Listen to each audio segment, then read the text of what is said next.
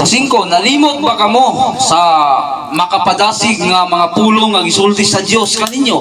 Ingon nga iyang mga anak, anak isipa nga mahinungdanon ang pagdisiplina sa Ginoo kanimo o ayaw kaluya kon padungon kaniya. Kay disiplinahon sa Dios ang tanan nga iyang gihigugma o kastigohon ang tanan niyang anak nga iyang giila. So, kung kastigoon ta sa Diyos, kung tagaan ta niyag mga pagsulay, nagpasabot lang, nagihigugma ta sa Diyos. Kaya tagaan na kayo nahinuntag mga pagsulay sa itong ginaboy, moingon na tayong wala yung ko gihigugma sa Diyos. Kaya nga nung gitagaan, maguniya o ginani nga mga pagsulay. So, ti mailan ang kanaigsoon, naghigugma ka sa Diyos. So, nagpasabot, gipahinumduman ka niya, nga naakay mga dili maayong mga binuhatan. So, unsa may mga pamaagi, aron nga imong madumduman o imong mapaabot dito sa Diyos. So, ang mga pagampo, pagsangpit dito sa iyang ngalan, pagpangayong pasaylo. So, ang realidad rapat ayon sa tao, bisag sayo, buhaton, kaya ano, ang una-una, iampo ko ranis Ginoo, maluluyon, mambut ang atong Ginoo. So, mauna siya mga, ingon pa nila nga, walay nada nga mga, baruganan sa tao, nga tungod kay gaabusaran, nila ang ka maluluyon sa Ginoo. Diyan siya ginaingon diri. Kay disiplinahon sa Dios ang tanan nga iyang gigugma o kastigoon ang tanan niyang anak nga iyang giila. So, kung kastigoon ta, kung madungon ta, nagpasabot, iya tang anak. So, kung wala kanya kastiguan, nagpasabot lang na nga, di kanya anak. So, mapasalamaton ta. Kaya tungod ana nga pagpamatuod, ng gigugma ta sa Dios. Pero ang pinakasintro nga gigugma ta sa Dios, ang pinakasintro sa Biblia is ang Juan 3:16. Maunay pinakadako nga pagpamatuod ng higugma ta sa Dios. So unsay mong makita diya sa 1:16? Gugma, paghatag. Pero ang hindi mo makita diya nga words is ang sakripisyo. Panahon sa Domingo, kinahanglan, naa ka na to ang sakripisyo. Kaya ano? Sa Domingo, nakakasagaran ang mga tentasyon. Sa Domingo, nakakasagaran ang daghan nga labhunon. Dili ko musimba, kay daghang kay kog labhunon. So mas nahadlok na ka sa imong labunon kaysa Diyos. So ang labhunon na ang imong gipaka Diyos. Dapat ang Diyos mo atong kadukan. Dili ang labhunon. Di sa akong musimba karon brad.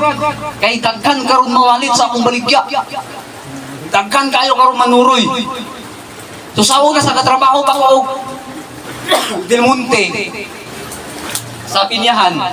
So ako kay nako nang nakuan kay pag magtrabaho kag Domingo, dugangan og 30% ang imong adlawan. So gitawag nila na og 1.3. So dako kayo nga kuan.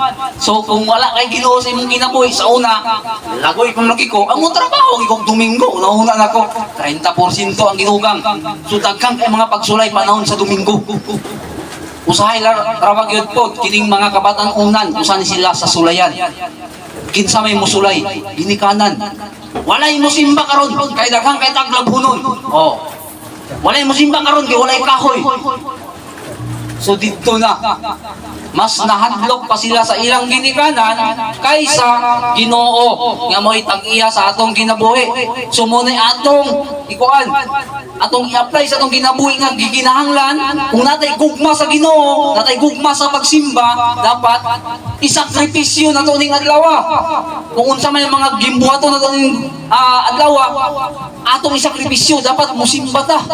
Kay gisugo man nga dili ginato pa nagkabiyaan ang atong naandan ng panagkatigom. Sumala sa Rebyuhanon 10:25.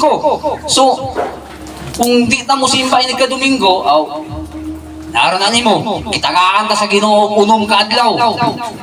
Kunya, ang iyaha sa Ginoo, wala ra kagid mag-isa ka adlaw.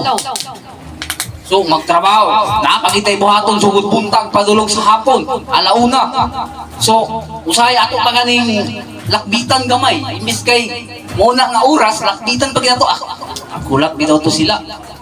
Muna kasagaran realidad sa tao, sa tawhanon nga kaniya. So muna itong biyaan nga mga biyaan nga mga kinaiya, kanang kinaiya nga tawhanon. So ang pangutana gihigugma ba nato ang Dios? Diha nasad na nga pangutana, kay ang pangutana nato kaniya gihigugma ba ta sa Dios?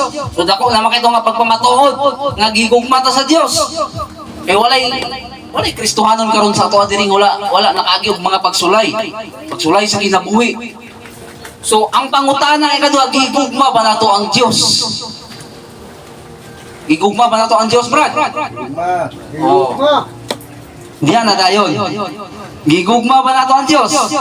So pangutana nga dili usahay matubag. Ganganga ang uban. Kalanganin mo istorya kung gigugma ba nila ang Dios. Mutubag manggaling pero baka yung panila nga pinupot nga tubag. Ay gigugma. Gigugma ron gigugma may ko sa Dios. Pero ang pangutana naamay ti mailhan kung gigugma ba nimo ang Dios. Biblia gyapon ang atong katubagon. Kung unsay ti mailhan nga gigugma nato ang Dios, tama ka pamakak gyud. Klaro nga pagka-istorya. Kaya ang Diyos, adunay ti mailhan sa naigugma kaniya. Mabasa nato sa Juan 14:15. Kung naigugma kamo kanako, inyong pagatumanon o pagabantayan ang akong mga sugo. So ato sa nang bantayan ni bersikulo. Kay lahi ang bantayan, lahi ang tumanon. Kaya na uban nagbantay ra pero wala magtuman. So dapat atong kung anong ang mga bersyon sa mga Biblia. Kay na bersyon nga bantayan lang. So nagbantay ra pud sila. Pero dapat tumanon ginato ang sugo ni Kristo. Dili kay bantayan ra. So ang pangutana nagtuman ba ta?